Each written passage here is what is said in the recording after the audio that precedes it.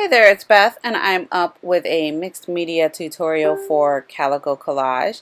And in this one, I'm using one of these chipboard pieces from a paper pad again. I have to say I'm really liking this, and it's a great alternative to an actual canvas board.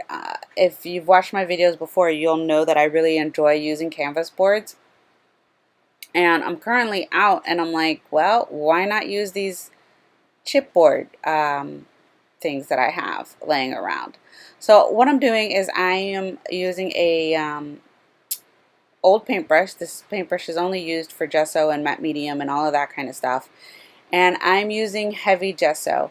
In hindsight, I wish I had used my trusted Liquitex gesso for this, just because it's a little bit more fluid and it would have spread onto the chipboard easier. And I still would have had to do 2 coats anyways. So again, I wish I had used that gesso, but I didn't, and it's all good. Then I'm here and I have all of these pieces that I chose from the One Fine Day kit. I did a walkthrough of this kit already on my channel, and I'll leave a link below to that. I cut out pieces from the element pages that I thought would work really well. And then when I do collage work, I don't like my pieces to have any harsh edges to them. So I always tear around the edges. That's just me. That's obviously not something that you have to do. But it's something that really works for me because I truly cannot stand harsh edges when I'm doing stuff like that. So I tear all of these pieces, including the big strip on the bottom that even gets torn as well. And then I'm going to adhere everything with some of my Liquitex Fluid Matte Medium. I've said before that that is my absolute favorite medium to use when I'm doing collage work. But I have to admit that I also like the Tim Holtz collage medium. It's really, really nice and goes on really well. I probably would have had less movement of my paper. So, and when I say that, I mean the ink that's on my paper, because I printed this with an inkjet printer.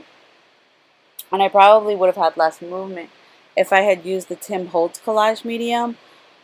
But I didn't think of it at the time. I just grabbed what I normally grab and went with it. But it's all good. I don't mind the ink smearing a little bit when I do this, because it's all going to get covered up anyways when I add the paint into the picture.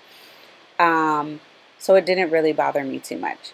Then I grabbed some of my Tim Holtz tissue paper, and if you don't have any of this, you so need some of this stuff. It's so awesome. It goes on as easy as actual tissue paper, but it's a tad thicker than tissue paper. And for that reason, it looks really well with mixed media layouts, collage stuff. I had a complete brain fart right there. I'm going to warn you right now, this is a really long video. It's probably one of the longest videos I've done in a while. And I don't usually do that. I really try and keep my videos short because I don't always have a lot of time to sit and watch a long video. And if I don't have a lot of time to sit and watch a long video, I'm sure you all don't have a lot of time to sit and watch a long video.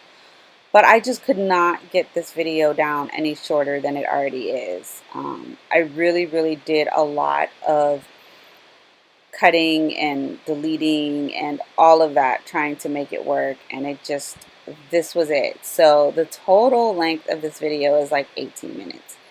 And I apologize for that, but sometimes with mixed media, it takes a while, and I was just in my glory and in my moment putting this together and just having a lot of fun. The kids weren't home when I was doing this, so I really just had the time and I just rolled with it. Alright, so enough about all of that. You can see is I'm adding the matte medium to the back of the image as well as to the actual chipboard piece. And that's so that I get a nice adhesion going on. I always want a good adhesion when I'm doing mixed media. for the simple fact that, you know, it's going to have a lot of stuff going on here. I'm going to be adding paper and stencils and everything. So fast forward with YouTube help. I am now into the doily stage, and I've got some light paste, and I have my Prima stencil of this doily, and I'm just running a very thin layer. It might not look like it, but I'm really applying a thin layer of the light modeling paste through this stencil. I was definitely going for like the thin look. I didn't want a heavy look. I wanted it to be nice and thin, and I also didn't want any of it on the actual bird. So that's what you're seeing me do, is I'm scraping all of that off. And it came off really easily. Modeling paste or molding paste or light molding paste, whatever you use, if you move it when it's still wet, it's going to come off fairly easily. So then I was thinking of putting some more of that doily stencil over there, and changed my mind. And I grabbed a different stencil which looks like raindrops, and I added it over here on this side. I'm super happy with the way this turned out, but I do wish that I hadn't been so thoughtful about the stencil and adding the raindrops, and been a little bit more, I don't want to say careless, but not so perfect in it. But it's okay, because again, I absolutely love the way it turned out. I have no idea what I'm going to do with these art pieces that I have made. Now, this is my second one, and I'm definitely going to be doing something else. But really, what am I going to do with these? I have no clue. So here I am. I've got this chipboard piece that has been on my desk forever. It says Courage, and I dunked it into the Versamark ink, which is super sticky ink, so that the embossing powder will stick to it. And I'm using embossing powder from Lindy's Stamp Gang. Again, in hindsight, I probably wish I had went with a different color. I do have a few other colors from Lindy's, and I love their embossing powder because it's awesome. It is such a great product. And it's not that it blended into the background, because it doesn't, and you'll see that at the end, but I do wish I had used a different color. I have a really pretty chocolate one, like brown chocolate, I don't know. It would have looked really, really nice, and gone more with the vintagey feel that comes with the design sheets from Calico Collage, but I didn't. And again, it's all good. I did heat emboss this twice. That's just something that I like to do. And then I grabbed this teal paint. It's a heavy body paint from Golden. And I grabbed some glazing medium. And I grabbed way too much of both products. I always do this for some reason when I'm going to use a glazing medium. And I grab too much paint and too much glazing. I don't know why I do this all the time. But I'm just mixing it up because it needs to be mixed well. And you're going to see that I play with this in a, what do you call it? It's like a, oh gosh, what is the word I'm looking for? You just have to play around with it until you're happy with it. Truly you do. So I added this, and with the glazing medium, what it does is it gives you enough time to add the paint to your project and then wipe it off. So I'm going to paint this all over my chipboard, all over it. And then I'm going to leave it on. I left it on for about 2 minutes, which was good. I probably could have left it on just a tad bit longer, but it's okay. So I'm going to leave this on here for 2 whole minutes. And you're probably like, oh my God, you can't even see anything anymore. But the magic of this happens when you get the baby wipe and you start wiping everything away. And that's when the magic really happens.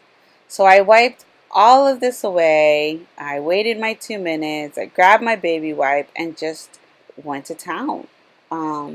What I love about this is that it really gets stuck in all of those nooks and crannies of your mediums that you already have on your project. So that teal paint is really nicely stuck in all of the stencils and around the grooves of the paper where I tore it and everything like that. And that is my favorite part about doing this technique. I always dry in between stages, I guess.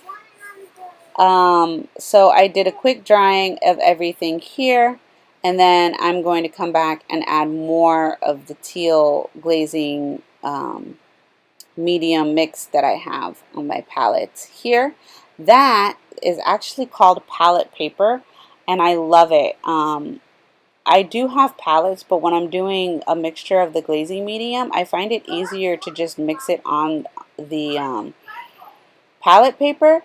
And my mat, as you can see, is a hot mess. So mixing this on the mat was just not even an option at this point. I really just needed to go ahead and mix it on something else because my mat is disgustingly dirty. So you didn't see me wipe it all off again, but I did. You saw me paint it, and then you can see it doesn't look painted anymore, and that's because I wiped it all off again and really concentrated on making sure that that teal stayed in the areas that I wanted it to stay. As I said before, I'm really trying to not make this like a disgracefully long video, so that's why you see things all cut out and stuff. So what I'm going to do is I'm going to say, if you stuck with me this far, thank you so very much. And I'm going to play some music for you for the rest of it because I'm out of things to tell you. And you're just going to kind of see me work this project with some paints. I use distress paints, and I use a fluid acrylic paint, and then I call this done. You can see all of the close-up photos of this project at the end, and be sure to check out Calico Collage. I will leave a link to her product in the description box. And thank you so much for watching. If you enjoyed this video, please leave me a comment and a thumbs up because that really does help my channel and lets me know that you actually enjoyed my video. Alrighty, thank you so much for watching. Bye.